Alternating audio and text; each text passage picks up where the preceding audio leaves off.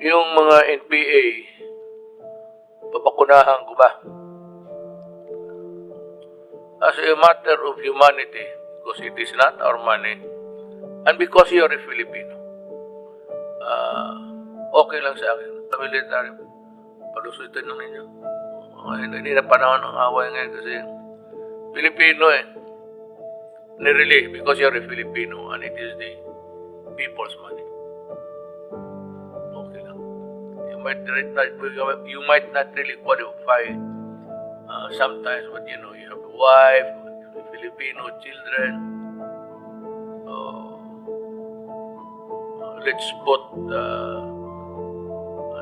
one thing at a time. Hindi natin pagsabayan yung hatred, you know.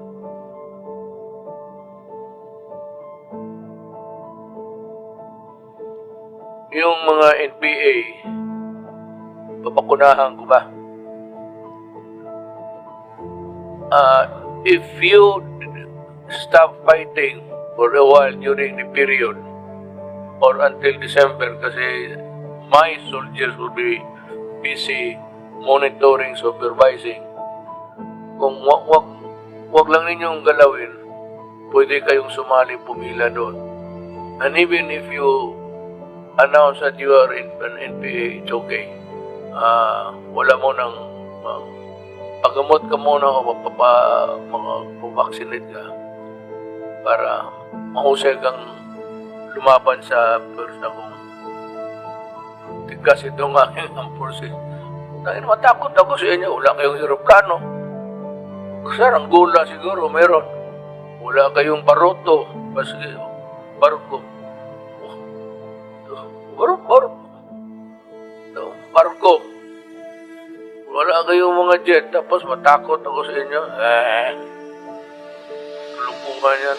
Pero, as a matter of humanity, because it is not our money, and because you're a Filipino,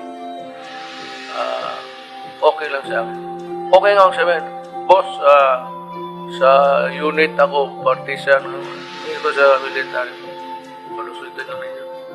Hindi na panahon ng away ngayon kasi Pilipino Gusto ko yung para walang masabi. Masabi ng PA, natalo kami kasi kumina ang katawan namin. Walang fighting chance.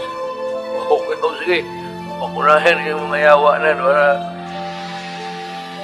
you do not want to shoot the half-breed.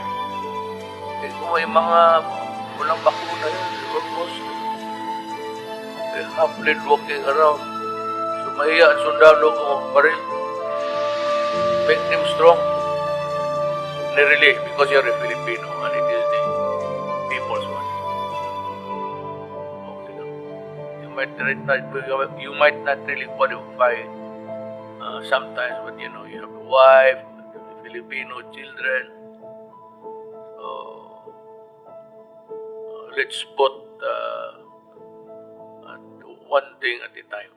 Hindi natin pagsabayan yung hatred, you know. Huwag lang ninyong galawin ang military ko. Huwag ninyong galawin ang sundalo ko. Wala kayong maano sa akin. Pag hindi, pahirapan tayo. Kayo ang sasihin ng mga tao na hindi silang papakuna. Tsaka kung ma-identify kayo, huwag ninyong galawin sundalo ko. Pahayaan ninyong magtrabaho, mga nurse, gobyerno. O post-COVID na tayo away uli. Something like,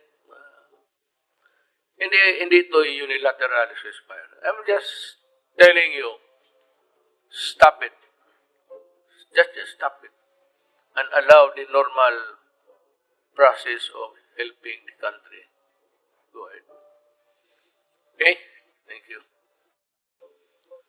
Yung mga NPA, papakunahan ko ba? As a matter of humanity, because it is not our money, and because you're a Filipino, okay lang sa akin. Sa military, palusutin lang ninyo. Hindi na panahon ng away ngayon kasi Filipino nireli because you're a Filipino and it